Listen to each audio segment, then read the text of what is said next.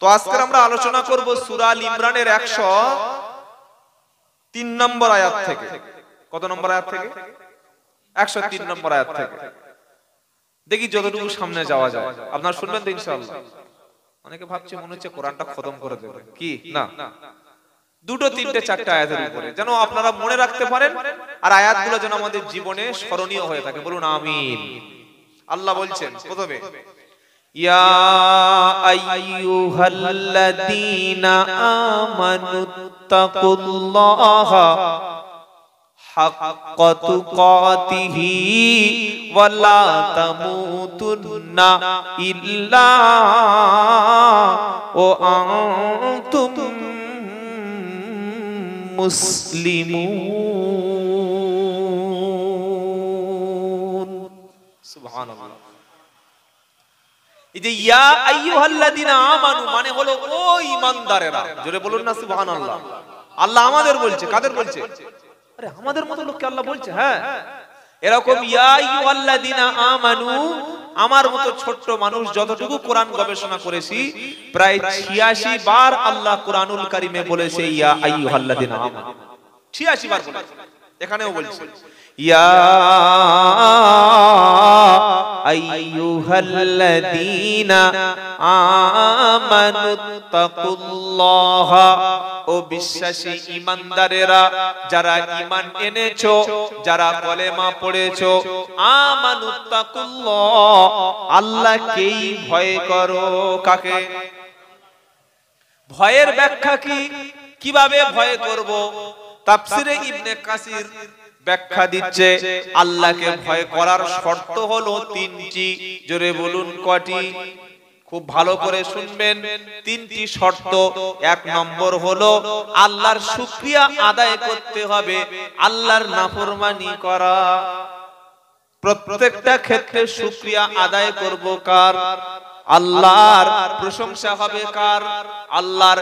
তিনি বাঁচান, তিনি আমাকে খাওয়ান, তিনি সুন্দর জীবন দিয়েছেন, সুন্দর বিবি দিয়েছেন, সুন্দর ঘর দিয়েছেন, এজন্য প্রশংসা হবে আল্লাহর। আর আল্লাহর নাফরমানি করা যাবে না। দ্বিতীয়, আল্লাহ থেকে ভয় করো, এটার অর্থ হলো আল্লাহর জিকির করতে হবে, স্মরণ করতে হবে আল্লাহর। আল্লাহর স্মরণ থেকে কখনো গাফেল হওয়া।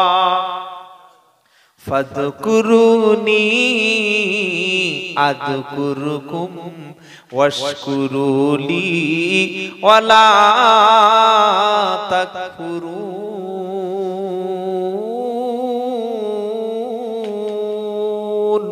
আল্লাহু আকবার। পারা নাম্বার 2, পৃষ্ঠা নাম্বার 2, লাইন নাম্বার 12, আয়াত নাম্বার 152, সূরা বাকারা। ফাযকুরুনি আযকুরুকুম ওয়াশকুরুলি ওয়ালা তাকফুরুন। আল্লাহ বলছেন তোমরা আমার স্মরণ করো, আমি আল্লাহ তোমাদের স্মরণ করব। সুবহানাল্লাহ। ওয়াশকুরুলি, আমার শুকরিয়া আদায় করো, ওয়ালা তাকফুরুন, আমারও নাফরমানি নাশুকরি করো না। আল্লাহর ভয়ের দ্বিতীয় ব্যাখ্যা যে আল্লাহর জিকির করতে হবে, আল্লাহ স্মরণ করতে হবে। তৃতীয় ব্যাখ্যা কি? আনুগত্য করতে হবে শুধু আল্লাহর। আল্লাহর হুকুমের কোন হুকুমকে বিরোধিতা করা, কোন হুকুমকে বিরোধিতা করা, আল্লাহর কোন আইনকে অস্বীকার করা। ফাআম্মা মান তাগা ওয়া আসারাল হায়াতাদ দুনিয়া ফাইন্নাল জাহিমা হিয়াল মাআওয়া। 30 পারা 3য় পৃষ্ঠা 14 নম্বর লাইন, 39 নম্বর আয়াত, সূরা আবাসায়, সূরা নাজিয়াতে আল্লাহ পাক বলছেন ফাআম্মা মান তাগা, যে ব্যক্তি আমি আল্লাহর অবাধ্য হবে। কি গো? হ্যাঁ। আর ও আসারাল হায়াতাদ দুনিয়া, আল্লাহর অবাধ্য হয়ে পৃথিবীর ধোঁকায় পড়ে যাবে। প্রচুর লোক আছে আল্লাহর অবাধ্য হয়ে পৃথিবীর ধোঁকায়, দুনিয়ার সংসারের ধোঁকায় পড়ে আল্লাহর আইনের অবাধ্য হয়ে গেছে। আছে না নাই? আল্লাহ কি বলছেন? ফাইনাল জাহিমা হিয়াল মাআওয়া, তার ঠিকানা কিন্তু জাহান্নাম। নাউজুবিল্লাহ বলবেন না? তাহলে আল্লাহর ভয়ের তিনটে ব্যাখ্যা শুনলাম। আল্লাহর জিকির করতে হবে, আল্লাহর স্মরণ থেকে গাফেল হওয়া যাবে না। 2 নম্বর আল্লাহর শুকরিয়া আদায় করতে হবে, নাফরমানি করা যাবে না। 3 নম্বর হলো আল্লাহর প্রত্যেকটা হুকুম আনুগত্য করতে হবে, কোন হুকুমকে না বলা যাবে না, গেলেই জাহান্নাম। আল্লাহর দিকে ভয়। এবার আল্লাহ পরের অংশটা বলছে, কি বলছে? হাক্কাতু কাতিহি, শুনছেন? হ্যাঁ, আমি কোরআন থেকেই আপনাকে বলছি। হাক্কাতু কাতিহি, ভয় করার মতো করো। কি গো, ভয় করার মতো? হ্যাঁ, ভয় করার মতো ভয় করো।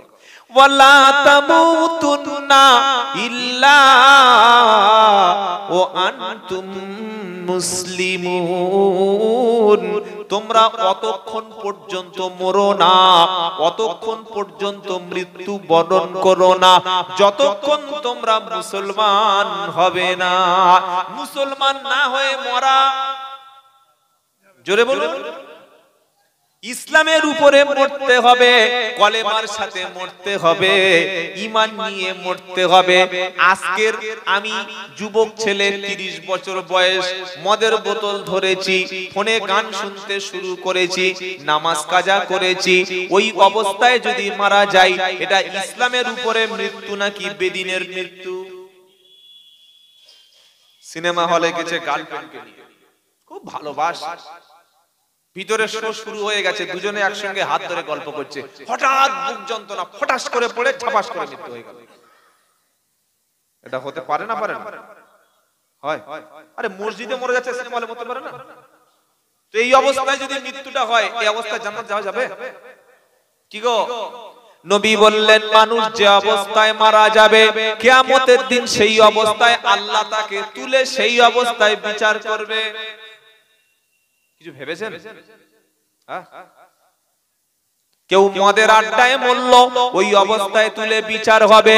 কেউ তাসের আড্ডায় মরল, ওই অবস্থায় তুলে আল্লাহর সামনে বিচার হবে। কেউ যদি হারাম খেতে খেতে মৃত্যুবরণ করে, ওই অবস্থায় মৃত্যু বিচার হবে। আবার যদি কেউ নামাজি অবস্থায় কোরআন পড়তে পড়তে মারা যায়, তার বিচারটাও কিয়ামতের দিন কোরআন পড়া অবস্থায় হবে। আহা, সব সময় নিয়ত করবেন, আল্লাহ আমার জন্য জুমার দিনে মৃত্যু হয়, আমিন বলুন। মোদের যাবার সময় হলে কাটবে ঝাড়ের পাশ, দিনটি দিও জুমার খোদা, রমজানের দিও মাস, আমিন বলুন না। কি গো, এটা দোয়া। মোদের যাবার সময় হলে কাটবে ঝাড়ের বাঁশ, দিনটি দিও জুমার খোদা, রমজানের দিও মাস। এটা ভালো দোয়া না খারাপ দোয়া? কাফনের কাপড় কাটবে তখন করবে গরম পানি,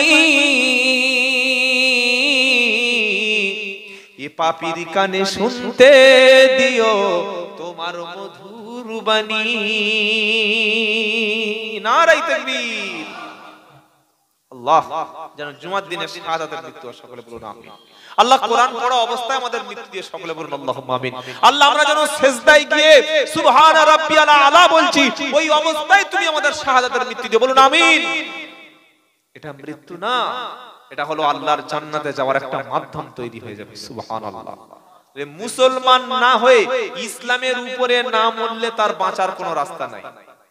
আমরা যারা এসেছি, যারা বসেছি, আপনি ভাবুন যে আগামীতে পাকা নামাজি হব, 5 ওয়াক্ত নামাজ, সত্য কথা, দিনের উপরে চলবো, পবিত্র অবস্থায় যাব, যে অবস্থায় মরব ঠিক সেই অবস্থায় আল্লাহ বিচার করবে কিয়ামতের দিন তুলে। তাহলে আমাকে কিভাবে পাক সাফ থাকতে হবে?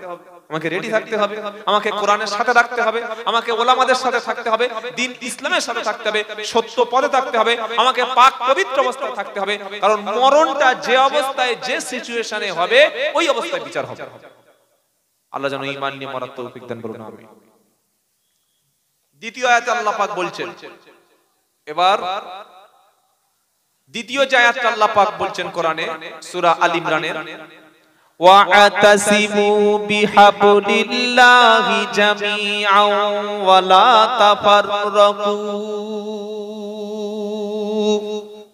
ওয়াযকুরু নি'মাতাল্লাহি আলাইকুম إذ كنتم أعداء فألف بين قلوبكم فأصبحتم بنعمته إخوانا وكنتم على شفا حفرة من النار فأنقذكم منها জোরে বলুন সুবহানাল্লাহ। প্রথম আয়াতে আল্লাহ বললেন মুসলমান না হয়ে মরো না, আর আল্লাহকে দেখে কথা বলেন ভয় করো। ভুলে গেলেন তাহলে বাড়িতে কি মনে থাকবে? কি গো, প্রথমে কি বললেন? আল্লাহকে ভয় করো, মুসলমান না হয়ে মরো না। আমরা সকলে বললাম আল্লাহ, এবার আমরা মুসলমান। সুবহানাল্লাহ। আমরা কি বললাম? আল্লাহ আমরা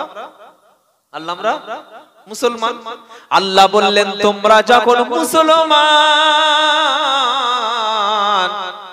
তাহলে আমি আল্লাহ হলাম রহমান, আর তোমাদেরকে বাঁচানোর জন্য নাজিল করেছি আল কোরআন। জোরে বলুন। তোমরা যখন হলে মুসলমান, আমি হলাম রহমান, আর বাঁচতে যাতে পারো তোমরা দিলাম আমি আল কোরআন। মির আছে না? নাই। কোরআন পড়লে মগজ খুলে যাবে ইনশাআল্লাহ। তোমরা যখন বললে মুসলমান, আমি হলাম রহমান, আর দিলাম তোমাদের আল কোরআন। যদি হবে না, অনেকে মনে করছে ভালো নাটক একটা শুরু করেছে, কবিতা কি মনে হচ্ছে এরকম নাকি? এই যেটা বললাম একটা কবিতা মতো ভালো লাগলো না? কিন্তু এটা যে কোরআনের অংশ সেটা এখনো বলা হয়নি। আরেকবার বলছি, আমরা যখন বললাম মুসলমান, আল্লাহ হলেন রহমান, দিলেন এবার আল কোরআন। জোরে বলুন। এবার আপনারা মুরারিশাহ, এটা মুরারিশাহ চৌমাথা, এবার মুরারিশার চৌমাথার লোক বলল হুজুর এবারও দাও এটার প্রমাণ। কি গো, তুমি যে 3-4 বার বলে সময়টা নষ্ট করে দিলে, আমাদের প্রমাণ দাও।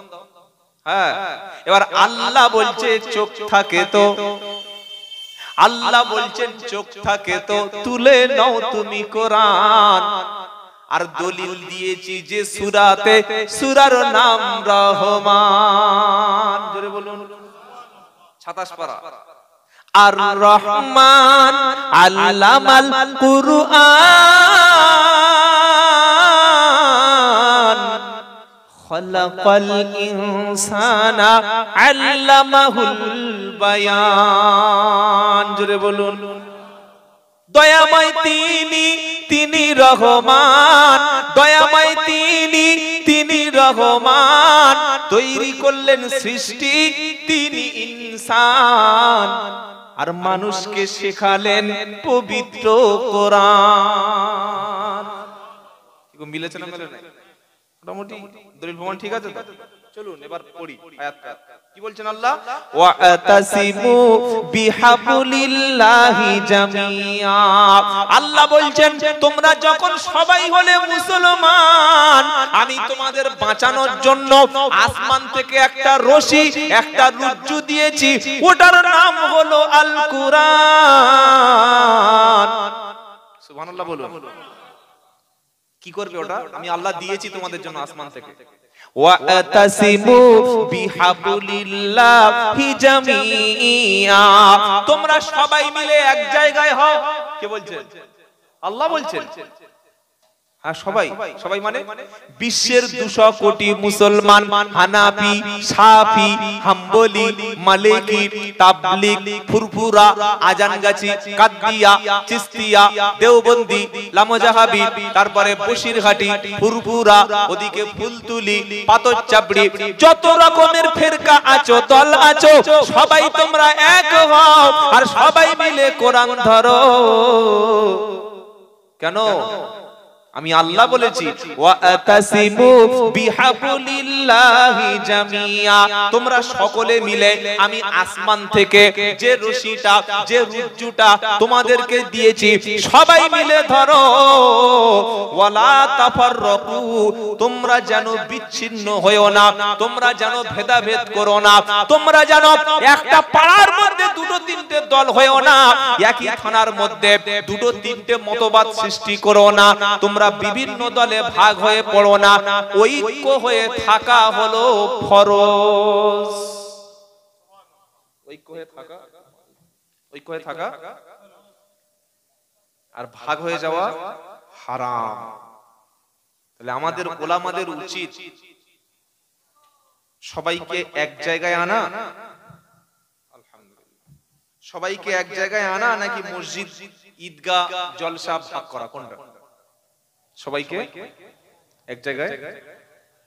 চারটে চোরকে এক জায়গায় বসিয়ে দেবেন, চোর এক জায়গায় বসে থাকবে। চোরদের ডাকাতদের এক জায়গায় বসিয়ে দেবেন, ডাকাত থাকবে। 10টা পকেট মারকে এক জায়গায় বসিয়ে দেবেন, থাকবে। কিন্তু 10টা বক্তাকে এক জায়গায় তোলা যাবে? কি গো? হ্যাঁ, অত সহজ নয় বন্ধু, অত সহজ নয়। তখন আমি বলবো মাওলানা সাহেব, মাওলানা নাকি বক্তব্য শুনে বেকার লোক, কে দাওয়াত করেছে কে? আর ওই মাওলানা সাহেব আমাকে বলল আব্দুল্লাহ জুবায়ের পাকা চিটিং বা, তোরা পয়সা দিয়ে দাওয়াত করেছিস, ছি খেয়ে কাজ নেই সব। কি বলবে না বলবে না? কি গো বন্ধু, আমরা একে অপরের বিরুদ্ধে ফতোয়া দিচ্ছি, স্টেজে বলছি কাফের, এই ও কাফের। যদি কাফের কাউকে বানিয়ে দিই, সে যদি প্রকৃত অর্থে কাফের হয় তো ভালো, আমি বেঁচে গেলাম। আর যদি তিনি কাফের না হন, উল্টে কোপটা এসে আমার ঘাড়ে পড়বে, আমি সঙ্গে সঙ্গে কাফের হয়ে যাব। এজন্য বুঝে শুনে কাউকে তাকফির করতে হয়। কি বলেছি কথা বুঝতে পেরেছেন? আমরা সাধারণ মানুষ চাই মানুষ এক জায়গায় হয়ে যাক, কিন্তু স্বার্থপর যারা ইসলামকে ভাগ করেছে যারা, তারা চায় মানুষ যেন ভেদাভেদ হয়ে যায়। আল্লাহ বলছেন এক হবে কিসের ভিত্তিতে? এক হবে তাওহীদের ভিত্তিতে। অর্থাৎ যে বলবে লা ইলাহা ইল্লাল্লাহ, লা ইলাহা ইল্লাল্লাহ, মহব্বতে পড়ুন, লা ইলাহা ইল্লাল্লাহ, লা ইলাহা ইল্লাল্লাহু মুহাম্মাদুর সাল্লাল্লাহু আলাইহি ওয়াসাল্লাম। যে লা ইলাহা ইল্লাল্লাহ পড়বে, ওর বাড়ি যদি অস্ট্রেলিয়া হয়, ওর বাড়ি যদি চায়নায় হয়, ওর বাড়ি যদি মিশরে হয়, ওর বাড়ি যদি আমেরিকা হয়, ব্রিটেন, কানাডা, ইউরোপ, ইরান, তুরস্ক, Pakistan, Bangladesh, New Zealand, Scotland, Holland, England, এমনকি বিশ্বের যে প্রান্তে ওর বাড়ি হোক না কেন, যে পড়বে লা ইলাহা ইল্লাল্লাহ, সে হলো আমারও কলেমার ভাই। জোরে বলুন। বললে হুজুর লোকটা যদি আমাদের দলের বাইরে হয়, আল্লাহ বলছে খবরদার ওসব দল ভাগাভাগি করো না। দল হলো একটা, কটা দলের নাম ইসলাম দিয়েছে আল কোরআন, ইন্নাদ-দীনা ইনদাল্লাহিল ইসলাম। তৃতীয় পারা সূরা আল ইমরানের 19 নম্বর আয়াত আল্লাহ বলছেন, আমি আল্লাহ আমার কাছে সবচাইতে পছন্দ, মনোনীত, গ্রহণীয়, অ্যাকসেপ্টেবল যে মতবাদ, তার নাম হলো ইসলাম। যে কলেমা পড়েছে সে আমার ভাই। বললে দলিল চাই, পারা নাম্বার 26 সূরার নাম হুজরাত, আয়াত নাম্বার 10, ইন্নামাল মুমিনুনা ইখওয়া। আল্লাহ বলছেন তোমরা সমস্ত মুমিনরা হলো ভাই ভাই। জোরে হবে না সুবহানাল্লাহ? তাহলে কলেমা লা ইলাহা ইল্লাল্লাহ যে পড়বে তাকে কাফের বলা, তার সঙ্গে সালাম দিতে হবে, তার সঙ্গে মেয়ে বিয়ে দিতে হবে, তার বাড়িতে যেতে হবে, তাকে দাওয়াত করতে হবে, সে আমার ভাই। এবার আল্লাহ রাসূল পাক সাল্লাল্লাহু আলাইহি ওয়াসাল্লাম বলছেন তিনটি বৈশিষ্ট্যর মধ্যে তোমরা সব এক হয়ে যাবে। কিসের ভিত্তিতে তোমরা এক হবে? ভিত্তিটা কি? কিসের ভিত্তিতে এক হবে? আল্লাহ বলেছেন কলেমার ভিত্তিতে, তাওহীদের ভিত্তিতে, লা ইলাহা ইল্লাল্লাহর ভিত্তিতে এক হবে। আর রাসূল সাল্লাল্লাহু আলাইহি ওয়াসাল্লাম বলছেন তিনটি বিষয়ের উপরে তোমরা এক হয়ে যাবে। আমার কথা আপনারা বুঝতে অসুবিধা হচ্ছে বাবা? তিনটি বিষয়ের উপরে কি কি? এবার নবী সাল্লাল্লাহু আলাইহি ওয়াসাল্লাম বলেছেন তোমাদের মতোই যারা নামাজ পড়ে, তোমাদের কিবলাকে যারা কিবলা বলে মেনে নেয়, আর তোমাদের হাতের জবাই করা হালাল খাদ্য যারা খায়, তারা সকলে হলে তোমরা ভাই ভাই। জোরে বলুন সুবহানাল্লাহ। যে তোমাদের মতো নামাজ পড়ে, তোমাদের কিবলাকে কিবলা বলে মানে, আর তোমরা বিসমিল্লাহ বলে জবাই করে দিলে যারা খেয়ে নেয়, এই তিনটি ঐক্যের ভিত্তিতে তিনটি গুণ যার মধ্যে থাকবে, যে মুসলমান তারা হলো তোমার কলেমার ভাই। তাকে হত্যা করতে পারো না, তাকে অপমান করতে পারো না, তার মান সম্মান নষ্ট করতে পারো না, তাকে রক্তপাত করতে পারো না, তাকে তুমি ক্ষতি করতে পারো না, তার মার্ডার করা হারাম, তার সম্মান নষ্ট করা হারাম, তাকে বেইজ্জত করা হারাম, তার অপমান করাও। মনে থাকবে ইনশাআল্লাহ। এবার নবী সাল্লাল্লাহু আলাইহি ওয়াসাল্লাম বলছেন যারা লা ইলাহা ইল্লাল্লাহ বলেছে, এই কলেমা যারা পড়েছে মুমিনরা, তাদের সমস্ত মুমিন হলো একটা শরীরের মতো। জোরে বলুন। একটা বডি মানে বিশ্ব 200 কোটি মুসলমান আমরা আছি, আমাদের শরীর কটা? একটা। এই শরীরের মধ্যে যদি কোনো জায়গায় ব্যথা লাগে, শরীর অন্য জায়গায় কষ্ট পায় না কি গো? চোখটা যন্ত্রণা হচ্ছে, গোটা শরীর সব ঠিক থাকবে, শরীরে কষ্ট হবে কি হবে না?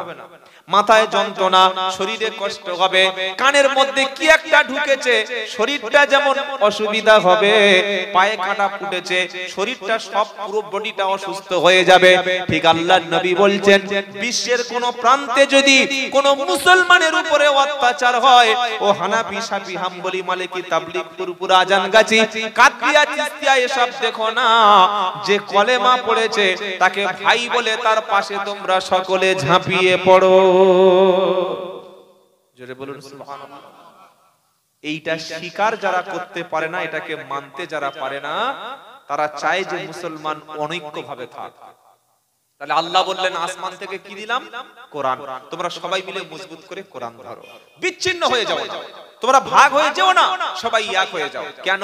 ওয়াদকুরু নি'মাতাল্লাহি আলাইকুম ইদ কুনতুম আদাআন ফাআল্লাফা বাইনা কুলুবিকুম। আমার আল্লাহ বলছেন আল্লাহর দয়াটা তোমরা, অনুগ্রহ তোমরা স্মরণ করো। ইসলাম কবুলের আগে তোমরা ছিলে পরস্পর শত্রু। কি গো, এই আয়াতটা নাজিল হয়েছে কেন? মদিনার মধ্যে দুটো দল ছিল, দুটো গোত্র ছিল, একটা হলো আউস আর একটা হলো খাজরাজ। এই দুটো গোষ্ঠী সব সময় মারামারি করত, একে অপরের বিরুদ্ধে যুদ্ধ করত, একে অপরকে হত্যা করত, একে অপরের সম্পদ নষ্ট করত। এরকম মারপিট, অশান্তি একদিন, দুদিন, 3 দিন, 4 দিন না, বছরের পর বছর, মাসের পর মাস, দিনের পর দিন, শতাব্দীর পর শতাব্দী এইভাবে যুদ্ধ চলছিল। ইসলাম যখন মদিনায় পৌঁছে গেল, আল্লাহর নবী যখন কলেমার দাওয়াতটা দিল, আউস এবং খাজরাজ এই দুটো দল, দুটো গোষ্ঠী সকলে যখন লা ইলাহা ইল্লাল্লাহ পড়ে নিল, সকলে তখন আল্লাহর নবীর সাথে একই প্লেটে খাবারও খেতে শুরু করলো। এ ওর মেয়েকে বিয়ে করলো, আরেকটা গোষ্ঠী আরেকটা গোষ্ঠীর মেয়েকে বিয়ে দিল, সকলে একসঙ্গে নামাজ পড়তে শুরু করলো, গায়ের সঙ্গে গা, পায়ের সঙ্গে পা নামাজ পড়তে শুরু করলো, একই সঙ্গে নবীর পিছনে দ্বীন কায়েমের আন্দোলনে যোগ হলো। তাই আল্লাহ বলছে ওয়াদকুরু নি'মাতাল্লাহি আলাইকুম, আল্লাহর নিয়ামতটা, আল্লাহর অনুগ্রহ তোমরা স্মরণ করো। ইদ কুনতুম আদাআন, তোমরা তো কবুল ইসলাম আসার আগে, কোরআন আসার আগে ছিলে তোমরা শত্রু। কি ছিলে? শত্রু ছিলে, কোরআন এসে তোমাদের অন্তরের মধ্যে মোহাব্বত তৈরি করে দিল, আর তোমাদের মধ্যে হয়ে গেলে তোমরা সকলে কলেমার ভাই। বলুন সুবহানাল্লাহ। তাহলে যে এলাকায় মুসলমান থাকবে সেই এলাকার মধ্যে সবার মধ্যে মিল মোহাব্বত থাকবে। বাবাজিরা, আল্লাহ ওয়ালা ভাইরা, কোরআন এসে আমাদের মিল মোহাব্বত বাড়িয়ে দেয় না কমিয়ে দেয়? জোরে বলুন, সকলে বলুন। আজকের সব ভাইগুলো একসঙ্গে বসে খেতে পারে? ভেবে বলুন।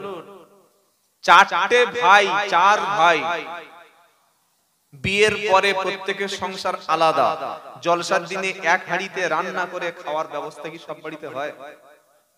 অত সহজ? তাহলে কোরআন এসে আমাদের জীবনের লাভটা কোথায়? আমরা কি করতে পারলাম? চাচাতো ভাই দূরের কথা, নিজের মায়ের পেটে ভাইয়ের সঙ্গে দেখা হলে সালাম দেয়, জিজ্ঞাসাই করতে পারে না ভাই ভালো আছো, এইটুকু জিজ্ঞাসা করলে বউর কাছে গিয়ে কথা শুনতে হবে। কি হবে না হবে না? তাহলে তো কোরআনের জায়গা আছে আমাদের জীবনে, কোনো লাভ তো আমরা করতে পারিনি, কোরআন থেকে নিতে পারে। আল্লাহ বলছে কোরআন আসার আগে তোমরা দুশমন ছিলে, শত্রু ছিলে, দেখলেই মেরে দিতে। ওই কোরআনটা এসে তোমার ভাইয়ের প্রতি তোমাদের মনে মায়া দয়া জন্মে দিলাম। আজ বড় ভাইয়ের বিরুদ্ধে ছোট ভাই আদালতে মিথ্যা সাক্ষী দিচ্ছে, বড় ভাইয়ের জন্য ছোট ভাই আত্মসাৎ করছে। তাহলে কি করে লাভটা আমাদের? আমরা তো কোরআন থেকে শিক্ষা নিতে পারলাম। মুসলমান নিজের ভাইকে যদি ভাই বলে না মনে করতে পারেন, আপনি মুসলমান এটা ভাববেন না। আপনার নিজের মায়ের পেটের ভাই বিপদে পড়েছে, আপনি যতটুকু পারবেন সহযোগিতা করবেন। সহযোগিতা বাদ দিয়ে অন্য লোকের সঙ্গে আরো ষড়যন্ত্র করছেন, এর কি করে ক্ষতি করে দেয়া যায়, এর সংসারটা 12টা বাজানো যায়, এর ব্যবসাটা নষ্ট করে দেয়া যায়, এর পরিবারটা ধ্বংস করে দেয়া যায়, আপনি এর পরে বলছেন আমি মুসলমান। কোরআন এসে আমাদের মধ্যে মহব্বত তৈরি করে দিয়েছে, যেটা বলুন সুবহানাল্লাহ। তাই যারা ভাই ভাই মিল নাই, আজকের বাড়িতে গিয়ে প্রথম দায়িত্ব হচ্ছে বড় ভাইকে সালাম দিয়ে বুকের সঙ্গে আলিঙ্গন করে নেওয়া। নিতে পারবো ইনশাআল্লাহ? ইনশাআল্লাহ বলুন। যদি নিতে পারেন তাহলে বুঝতে হবে কোরআনের কথাটা আপনি মেনে নিয়েছেন, আর যদি না নিতে পারেন তাহলে আমার এই চিৎকার চেঁচামেচিটা বেকার হয়ে যাবে। তারপরের অংশে আল্লাহ বলছেন ওয়াকুনতুম আলা শাফা হুফরাতিম মিনান নারি ফাআনকাদাকুম মিনহা। আল্লাহ বলছেন ও মুসলমান, কোরআন আসার আগে তোমরা জাহান্নামের অগ্নিকুণ্ডের কিনারায় দাঁড়িয়েছিলে, জাহান্নামের কর্নারে দাঁড়িয়েছিলে, জাহান্নামের কানায় পৌঁছে গিয়েছিলে, আগুনের মধ্যে তোমরা ঝাঁপ দিচ্ছিলে। কোরআন এসে আল্লাহ এবং আল্লাহ রাসূল জাহান্নামের আগুন থেকে তোমাদেরকে বাঁচিয়ে নিয়েছে কোরআন দ্বারা। জোরে বলুন। এই আয়াতটা ওই সময় আল্লাহর নবী শোনালেন হুনায়নের যুদ্ধে, যখন গনিমতের মাল কিছু পাওয়া গেল, যুদ্ধে থেকে জিতে যে মালগুলো পাওয়া যায় ওটার নাম হলো গনিমতের মাল। এই মাল সম্পদগুলি আল্লাহর নবী সাল্লাল্লাহু আলাইহি ওয়াসাল্লাম মদিনার সাহাবাদেরকে বলা হয় আনসারী সাহাবা। ওই সাহাবাদের মধ্যে আল্লাহর নবী মাল সম্পদগুলো কাউকে একটু বেশি দিল আর কারো একটু কম দিয়েছে। যুদ্ধে থেকে জিতে যে মালগুলো পাওয়া যায় ওই মালগুলোর নাম কি? গনিমত। ওই গনিমতের মালগুলো আল্লাহর নবী সাল্লাল্লাহু তাআলা আলাইহি ওয়াসাল্লাম কিছু কিছু মুসলমানদের বেশি দিয়ে ফেলেছে। আচ্ছা আমি কেটে কেটে বলছি বাবা, অসুবিধা হচ্ছে না তো? কারণ আমাদের একটু ওই বাঙালি হলে যা হয় তাই সুরটা খুব পছন্দ হয়। কি গো? হ্যাঁ, সুর দিয়ে একদম শীতকালে দেখি বক্তা ঘেমে গেছে, শীতকালে ঘেমেছে বলে হ্যাঁ কি বুঝলেন? ওই রাব্বানা ও বাবা জিনা ওই জানা ও রাব্বা জানেরা, একটা শব্দই বুঝতে পারছেন না, খালি কা কা কা কা চা চা করে। বাড়ি গিয়েছে, বউ বলছে হ্যাঁ গো ফোন করেছি, ফোন তুলেনি, কোন মেয়ের সাথে গল্প করছিল? কার সাথে গল্প? মিথ্যে কথা বলছো, আমার মাথা হাতে বলো। মেয়েদের যেরকম মাথা হাতে বলো, কোন মেয়ের সাথে গল্প করনি। ছি ছি ছি, আমার দেখে তোর এরকম মনে হয়? চুলদাড়ি হাফ পেকে গেছে, আমার 3 ছেলের বাপ হয়ে গেছে, বড় মেয়ের বিয়ে দিয়ে নাতি হবে, আমি গল্প করবো মেয়েদের সাথে? সত্যি যদি মেয়েদের সাথে গল্প না করে থাকো, 19 বার ফোন করেছি তুলুনি কেন? কবার? 19 বার। তাহলে 20 বার করছিলাম আর তুমি ঘরে ঢুকলে। এই ভাই তো ওয়াজ শুনছিলাম রে। কে? খিচে মিচে টানছিল আব্দুল্লাহ জুবাইর, বললে ও আচ্ছা আচ্ছা ওইরকম টানছিল। বললে আমি তো যেতে পারিনি, একটু বলো কি গো, জলসায় তো আমি যেতে পারি, একটু বলো, একটু শুনি। বলছে কি বললো জানো মনে, কি বললো জানো মনে। তাহলে বিবির কাছে বক্তব্য শুনে যদি গুছিয়ে কিছুটা না বলতে পারে, কাল সকালে আর মনে থাকবে কি গো? এই জন্যই সমস্যাটা আমাদের বাঙালিদের সমস্যা এই জায়গায়। কেটে কেটে কেটে কথা বললে কিছুক্ষণ পরে ভালো লাগছে না, গলা নেই, কিচ্ছু নাই। আগে দেখবেন তার মধ্যে ইলম আছে কিনা, তিনি বলছেনটা কি, তার কথাটার মধ্যে কি বার হচ্ছে সেটাই শুনবেন। পরিষ্কার মেয়ে দেখে বিয়ে করেছেন, তার মধ্যে শিক্ষা নাই, তার মধ্যে মানবতা নাই, ভালোবাসা নাই, দ্বীন ইসলাম নাই, আপনি একদম ধ্বংস হয়ে গেছেন, পুরো ধ্বংস, পুরো ফ্লপ। আর পয়সাওয়ালা ছেলে দেখে জামাই করেছেন, ছেলের মধ্যে চরিত্র নাই, দ্বীন ইসলাম নাই, আখলাক নাই, আপনার মেয়েটাকে আপনি জ্যান্ত জাহান্নামের খুঁটির সঙ্গে বেঁধে দিয়েছেন, জ্যান্ত জাহান্নামের খুঁটির সঙ্গে বেঁধে দিয়েছেন।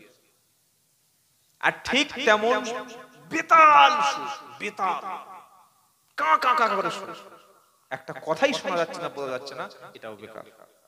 সুরের জায়গা সুর প্রয়োজন আছে না নাই? হ্যাঁ, সুর দেওয়া ভালো। এই বাংলাদেশের সাথে একটা বক্তা বললে, বক্তব্য দেওয়ার সময় সুর করে বক্তব্য দেওয়া হারাম। বাহ, হারাম ফতোয়া দিয়ে দিলে। হারাম ফতোয়া দিতে গেলে শরীয়তের নাস লাগে, দলিল লাগে, ফট করে হারাম করে দেয়। তো এইগুলো বলা যাবে না। তোমার গলা নেই বাবা, তুমি স্বীকার করো আমি সুর দিতে পারি কি গো? কিছু জায়গায় মানুষকে বোঝাতে হয়, আবার কিছু জায়গায় একটু সুরের প্রয়োজন আছে না নাই? হুনায়নের যুদ্ধে যখন বেশিরভাগ সাহাবাদেরকে বিশ্ব নবী গনিমতের মালটা কাউকে দিল বেশি, কাউকে দিল কম, যারা কম পেয়েছে তারা একটু খুশি না। নবী যে কাজটা করলো কি গো, কে কত ইমানদার টাকার সামনে বোঝা যায়। কত বড় ধরনের বক্তা আর কত বড় ধরনের হুজুর, জলসার শেষে পকেটে টাকা 2000 কম দিলে বোঝা যাবে যে বক্তার কেমন। বুঝতে পারছেন না? পারছেন না? হ্যাঁ, এমনও জায়গায় গিয়েছি আমার গাড়ি খরচের টাকাটাও দেয়নি, বাড়িতে এসে আবার টাকা দিতে হয়েছে। প্রচুর জায়গা, নাম বলবো। কে কেমন পীর সাহেব, মুফতি সাহেব, হাফেজ সাহেব, হাজী সাহেব, বক্তা সাহেব, মাল সামনে ফেললে চেনা যাবে। যখন টাকার সঙ্গে তার ঝামেলা হবে তখন বোঝা যাবে কে কত বড় হাজী সাহেব, ইমানদার। তার সঙ্গে বাইরে সফর করলে, রাস্তায় তার সঙ্গে গেলে বোঝা যাবে। কি বলছি বুঝতে পারছেন না? কি গো বাবাজিরা, আল্লাহর ভাইরা। তো যখন কিছু মুসলমানের গনিমতের মাল কম হলো, তাদের ভিতর থেকে সমালোচনার ঝড় বয়ে গেল। আল্লাহর নবীর কাছে কথাটা যখন কানে গেল, নবী তাদেরকে ডাকলেন, ডেকে বললেন, কি বললেন? নবী সাল্লাল্লাহু আলাইহি ওয়াসাল্লাম বললেন, ওয়াকুনতুম আলা শাফা হুফরাতিম মিনান নারি ফাআনকাদাকুম মিনহা। তোমরা স্মরণ করো, তোমাদের কি মনে নাই তোমরা জাহান্নামের কিনারায় দাঁড়িয়েছিলে, তোমরা তো পরস্পর দ্বন্দ্ব লেগেছিলে। কোরআন এসে আমি নবীর দ্বারা আল্লাহ তোমাদের ভাই ভাই বানিয়ে দিল। জোরে বলুন। তোমরা ছিলে গরিব, হ্যাঁ মদিনায় তোমরা ছিলে গরিব, এই ইসলাম দ্বারা আমাকে দ্বারা আমি রাসূল আমাকে দিয়ে আল্লাহ তোমাদের সম্পত্তি বাড়িয়ে দিয়েছে। জোরে বলুন সুবহানাল্লাহ। আর কি, তোমরা ছিলে গোমরাহ, তোমরা ছিলে পথভ্রষ্ট, আল্লাহ এবং রাসূল চিনতে না। আমার দ্বারাই আল্লাহ তাআলা তোমাদের সম্মান এই পৃথিবীতে, নবীদের পরের সম্মান হলো সাহাবায়ে কেরাম। আল্লাহ আমার দ্বারা তোমাদেরকে সম্মান এত বেশি বাড়িয়ে দিয়েছে, যখন কোন সাহাবার নাম শুনতে হয় তখন বলতে হয় রাদিয়াল্লাহু তাআলা আনহুম ওয়া রাদু। সুবহানাল্লাহ বলবেন না? والسابقون الأولون من المهاجرين والأنصار والذين اتبعوهم بإحسان رضي الله عنهم ورضوا عنه أعد لهم جنات تجري تحتها الأنهار خالدين فيها أبدا 11 পারা দ্বিতীয় পৃষ্ঠা প্রথম নম্বর লাইনের 100 নম্বর আয়াত সূরার নাম তাওবা ওয়াসাবিকুনাল আউয়ালুনা মিনাল মুহাজিরিন ওয়াল আনসার ওয়াল্লাযীনা তাবাউহুম বিইহসান আল্লাহ বলছেন ইসলাম কবুলের ক্ষেত্রে মক্কার মুহাজির মদিনার আনসারদের মধ্যে প্রথমে যারা ইসলাম কবুল করেছে আর যারা তাদেরকে অনুসরণ করেছে আমি আল্লাহ তাদের উপরে রাজি আর তারাও আমার উপরে রাজি তাদের জন্য রয়েছে জান্নাত তারা হলো সাহাবায়ে কেরাম এই বাবাজিরা নবী তিনটি কথা বললেন তোমরা গোমরা ছিলে তোমরা জাহান্নামে চলে যাচ্ছিলে আমি আমার দ্বারা তো আল্লাহ তোমাদেরকে জান্নাতের রাস্তা দিয়েছেন সুবহানাল্লাহ বলবেন না তোমরা গরীব ছিলে আমার দ্বারা আল্লাহ তোমাদের সম্পত্তি দিয়েছে নাম্বার 3 তোমাদের ভাই ভাই বছরের পর বছর মারামারি অশান্তি কাটাকাটি ছিল আমার দ্বারায় তোমরা একই প্লেটে খাচ্ছো একই সঙ্গে নামাজ পড়ছো কাঁধে কাঁধ মিলিয়ে দিচ্ছো একজন কাঁদলে আরেকজন কাঁদছো একজন বিপদে পড়লে সাহায্য করছো তো সুতরাং আল্লাহ আমাকে এইভাবে ভাগ বন্টন করতে বলেছে এটাই তোমরা মেনে নাও জোরে বলুন সুবহানাল্লাহ